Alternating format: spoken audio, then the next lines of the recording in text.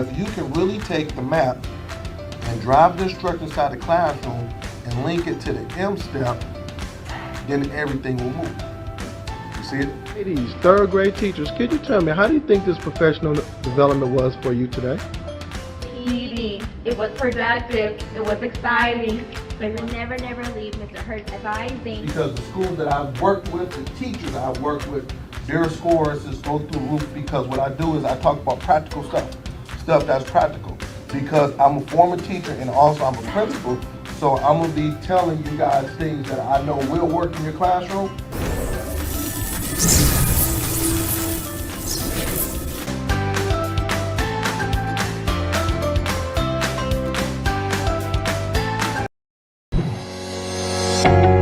So I believe that, if everybody say it can't get done, I'm like, yes it can, why not? I said, if these kids can't read, then I'm not gonna call them. All this, mom, dad, I'm gonna look you in your face and say this kid can't read. We let them down. School, parents, we let them down, but I'm not gonna take them to the next grade knowing that they're not at grade level. It's funny because I'm always like, okay, how are schools successful? Well, schools are successful when they demand greatness. Greatness doesn't come. We're about to make history. We're about to learn. We're about to grow. We're about to make history. And then, mark my words, it's going to be other school districts, other places around it that's going to be doing this thing. We're going to be the first model. And I'm speaking that into existence, okay?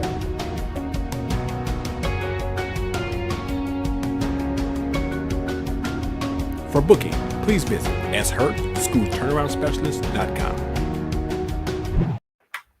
Good morning, everyone. Sean Hurt with my Saturday morning podcast, and I'm excited.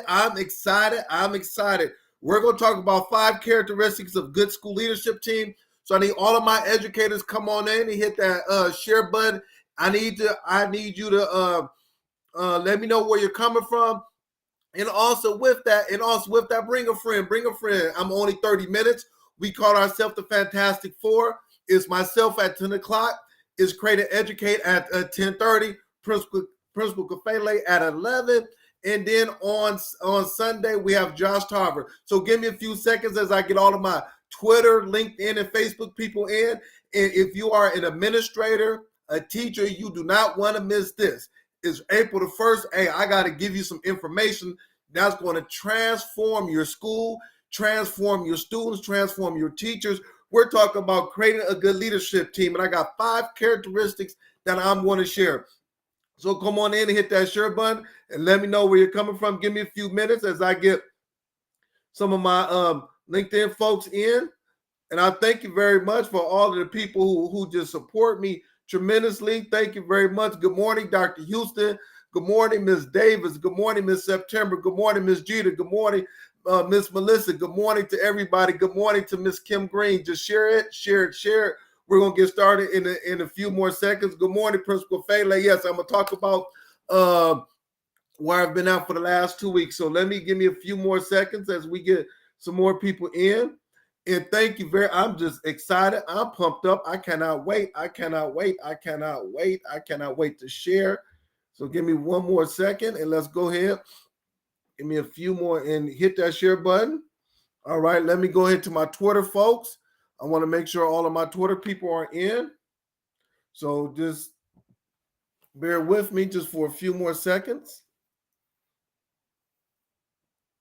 Yes, I'm working. I got like how many computers? I'm working on like three different computers, so I'm going back and forth. Yes, going back and forth. All right. Let's go ahead and let's go and get started. So once again, good morning to everybody. Sean Hurt, School Turnaround Principal, and I am back with my Saturday morning podcast, and I am so excited. I'm pumped up. Listen, I just want to tell you that for the last 2 weeks, I have been in South Africa visiting Johannesburg, and that experience was tremendous. So I just got back yesterday. My flight landed at about 3 o'clock. Got back to my house about 5 o'clock. So I'm still trying to get adjusted to the time zone difference and things of that nature. So in Johannesburg, South Africa, we are 6 hours. They are 6 hours ahead. So currently in Michigan it's 10 o'clock. So they're 6 hours ahead. So that's where my time difference is. But I enjoyed myself. I was able to spend about 10 days down there, me, my wife, my 2 kids, and some of her friends, and we just did it all. But I think the biggest takeaway that I got out of it was that just talking to so many people from South Africa, from Mozambique, from just everywhere, was that they really, really, really are hardworking people. They really want to opportunity, the things that maybe we take for granted, and I'm gonna say now maybe I take for granted. They really are prideful with it. So many nice people, so many encouraging words. They work hard. The hospitality was excellent. The food was good. So if you are a foodie, we went to like 4 or 5 different restaurants, and they just made the fruit. Like I love fruit, and I was able to get fruit, some of the best fruit I ever tasted. I'm a big French toast person, so I found the spot that I was in walking distance from a hotel that I was able to get some good French toast. So it was just excellent. I was able to tour Johannesburg. I actually spent a half a day in Nelson Mandela's house. I'm gonna say this again. I spent a half a day in Nelson Mandela's house to be able to go in there. It's a museum now, but to be able to go in there and see where he laid his head at, to see exactly, where they would sit down and have discussions, just to see where the kids laid their head at, to see some of the things that took place. It was to the point where when Nelson Mandela was in jail, that the tour guide person said, listen to this, everybody, once a week for 20 years, they would come by and shoot up his house when Winnie Mandela and the kids was in there. Let me say this again. They said once a week they would come by and shoot up the house. Nelson Mandela was not in there. He was in jail. They would come by and shoot up the house. So I was able to see the bullet holes in front of the house. And she said that the kids would be, and they said the kids would be in the living room. And what they did was that they had a big, how can I say, they had a big, she would put up a big brick or something big in the living room that they said, like a little cover. And when they would shoot it up, they would just go behind the brick or the big covering and hide behind there for 30 seconds to a minute. So it was normal for them to be in the living room doing homework or eating or just talking or whatever it was, and they would come by and shoot. So when I saw that and just saw the struggle that took place, it made me realize that I have to do more work. That's all that it made me realize. That I have to do more work. My podcast I have to take my podcast to a whole different level. The work that I'm doing in the United States, and also I really want to go to South Africa and do some work over there. That's my plan. Is that I have to take this serious, and I know my educators, Create and Educate, Principal Fele, Josh Tarver, and some of my friends out there, let's go to the next level. Let's take this to the next level, because we never know who's watching us. We never know who's on a podcast looking at the things that we're doing. You never know, as an educator, the impact that you are making now, the things you are saying, what you're doing, the seeds that you're planting, how it's going to sprout up in 5 or 6 or 7 more years. So I just want us, my team, the team that I have, my friends, my educators, let's go to the next level with this. Let's go ahead and let's not take what we're doing lightly. I was in South Africa sharing about our podcast, not just mine, but the Fantastic Four. I told them about it. So hopefully they'll be tuning in. So once again, that was my report from Johannesburg. I loved it. Came back safely.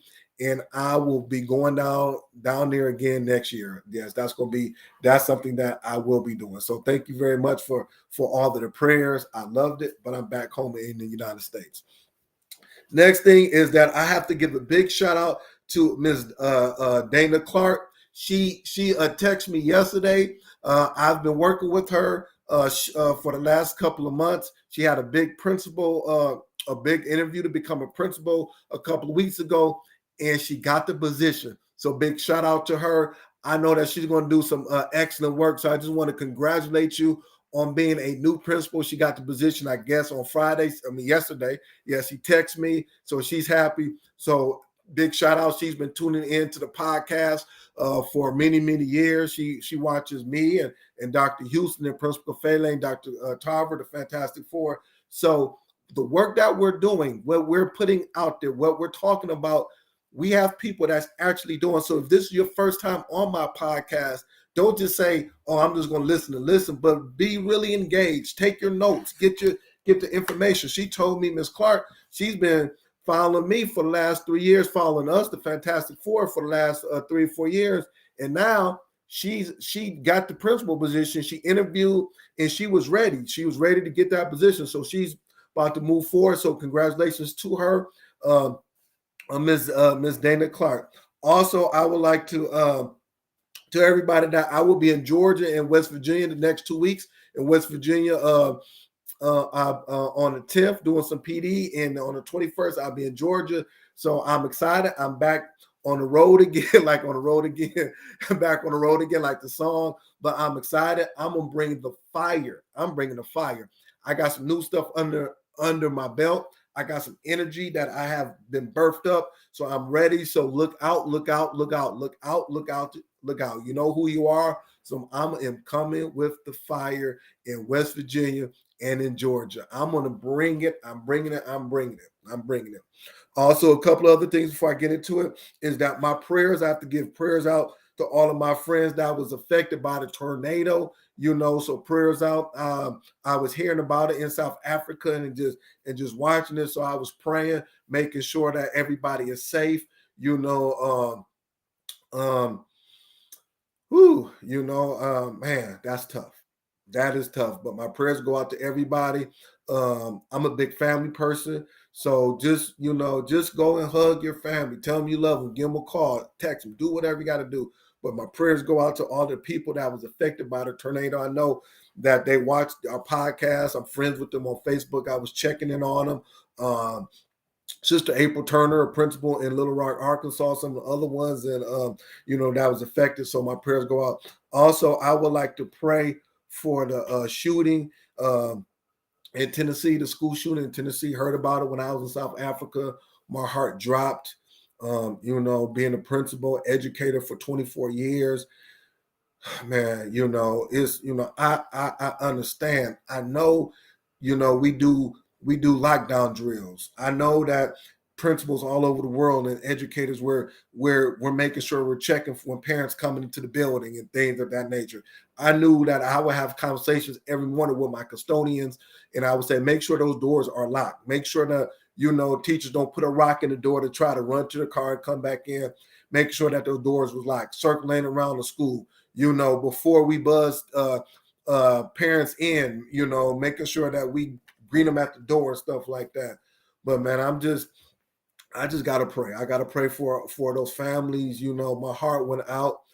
Principal, educator. I got 2 kids, so I can only imagine. So I just want to say that. My prayers go out. So let's, I can only imagine. All right. So let's go ahead and jump in it. Okay. All right. So we're talking about the 5 characteristics of a great leadership team. 5 characteristics of a leadership team. So we still got time. I'm gonna be to 10:30. I need us to get pencil and paper out. Because I want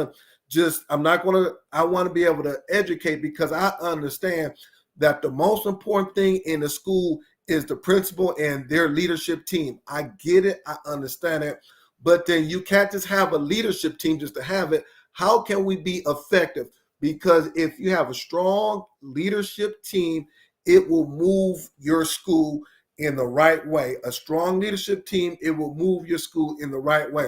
So before I start to talk about the 5 characteristics of a strong leadership team, I want to show you a video of a principal. Her name is Principal Oglesby, and I want to show you some work I'm doing with her school. But she is one of the, as I talk about these 5 characteristics of a strong school leadership team, she is a principal in North Carolina that has exhibited this. This is, I've seen it. I've been working with her school for the last 2 years, but I want to show you some work that she's doing regarding her leadership team. Okay, so this is a quick video, and I'm gonna jump in it. And then this is some of her leadership teams looking at data.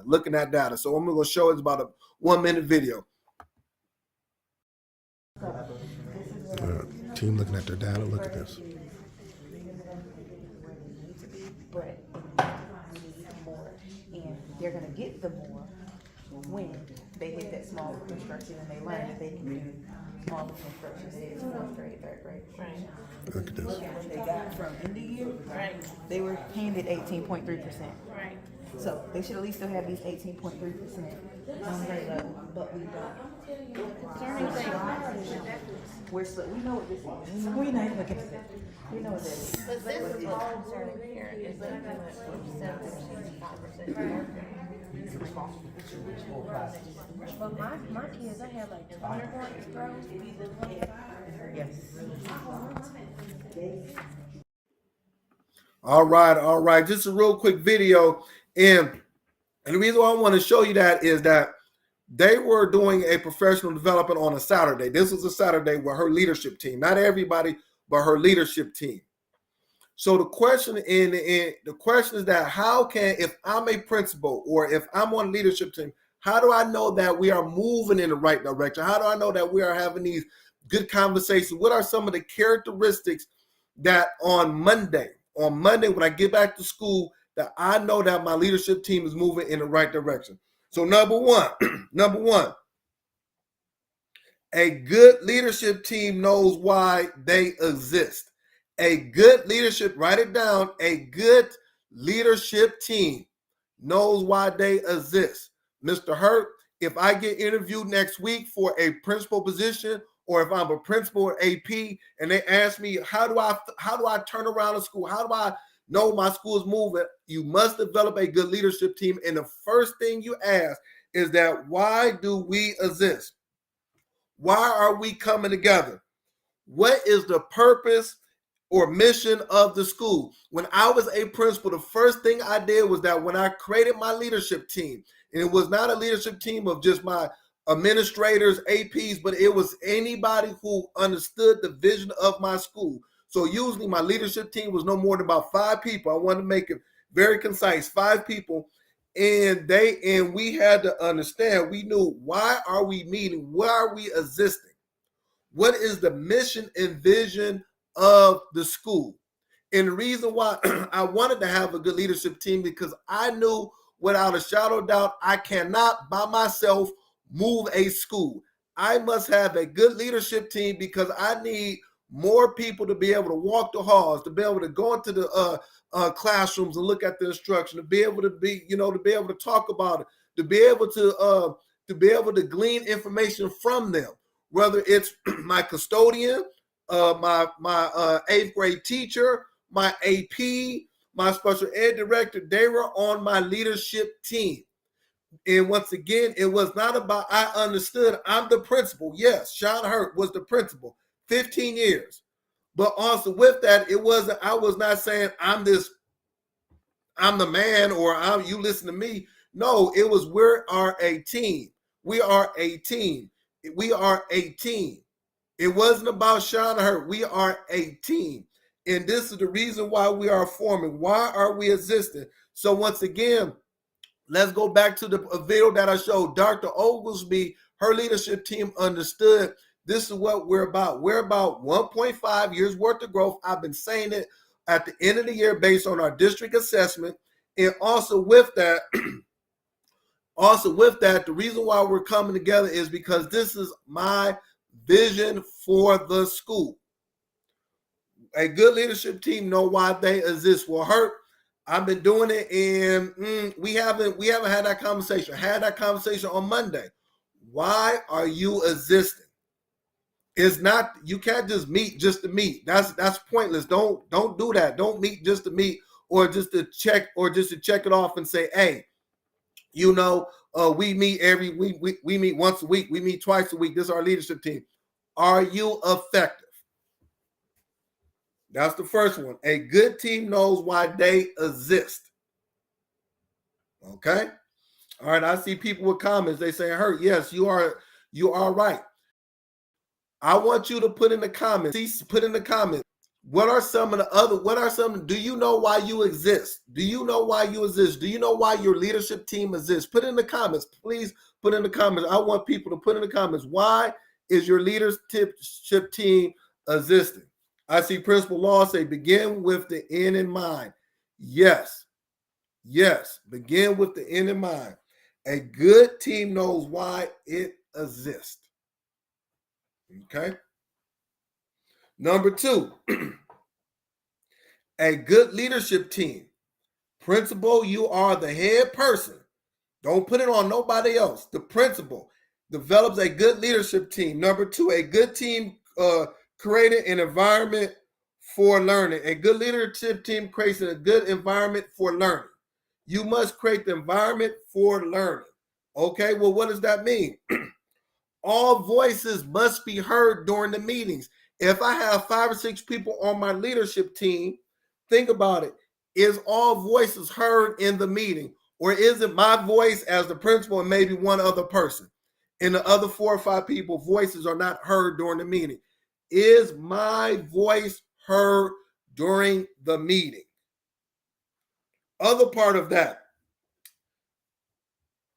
is the environment safe to talk and collaborate? Is the environment safe in my meeting, in our meetings once a week? When is this the leadership team? That I can talk and share without me looking like I'm a bad person. Did we make that environment safe? Is it safe? Because if I talk and share in this meeting, I do not want the principal or the AP or anybody in the leadership team going out and telling their friends what I said. Can I really share? Can I really talk and share with the leadership team? Yes, I could be cool with somebody, but that doesn't, when we're in this leadership team, we got to keep this thing right here. Like I said, as a principal, and I'm glad I got a lot of principals on here, we would have conversations, and I said, listen, what we talking in my office, because all my leadership teams were in my office, we stay in this office. I don't care if it's some difficult comments. I don't care what it is. We keep it in his office. A good team creates an environment for learning. A good team creates an environment for learning.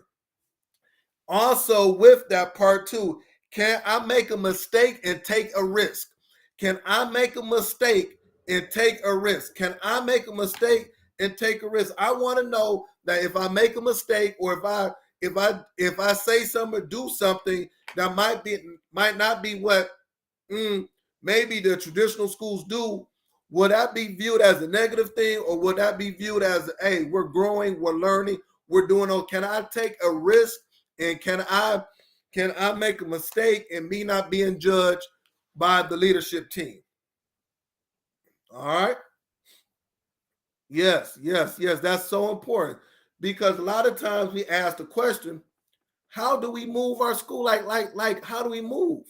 These are, if you don't have these characteristics, then you just meeting just to meet. And it's not even just leadership team at a school. It could be within your company. It could be within your organization. It could be within your church. Whatever you're at, you got to develop a good leadership team. If you look at the data, if you look at successful organizations, successful schools that's moving the needle, these are the characteristics that leadership teams have, and they are exhibiting this every meeting. So you got to ask yourself, and I would tell anybody on Monday, write down these questions, write down these characteristics, and let's be honest with yourself.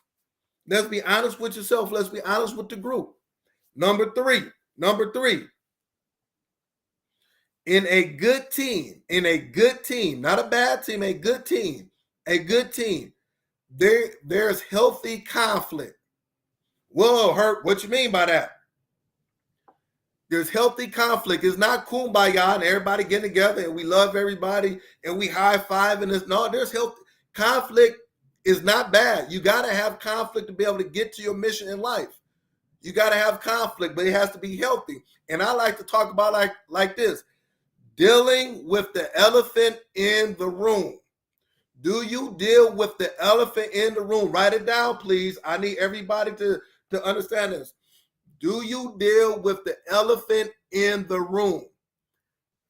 As a principal, I had to be honest with my leadership team. If I know that our behavior in the school is off the hook, I have to address it. I cannot ignore it. If I know that we are an F school and we need to go to a C school, I cannot ignore it. I have to address it. If I know, Dr. Hughes, I'm going to say your favorite thing, if Mrs. Potato Plant, Mrs. or Mr. Potato Plant is constantly having problems or constantly making our school environment bad, I have to address it. Do we deal with the elephant in the room? It's called healthy conflict, because the biggest thing that's causing schools and leadership teams not to be successful is that we gloss over all the biggest elephant in the room. We think the elephant is going to go away, and that elephant is going to be right there every day, every meeting. When I worked with schools, when I was a principal, I dealt with the elephant in the room. We can like it, not like it, or whatever it may be, but we are going to address this elephant that's in the room. Also, up under that umbrella, oh, now I'm feeling good. Can we agree to disagree? Can we agree to disagree? Because I disagree with you does not mean that I don't like you or all that kind of stuff. Let's take our emotions and throw them out of the window and let's deal with the facts. Can we agree to disagree? Can we bring some? And that goes back to hearing all voices.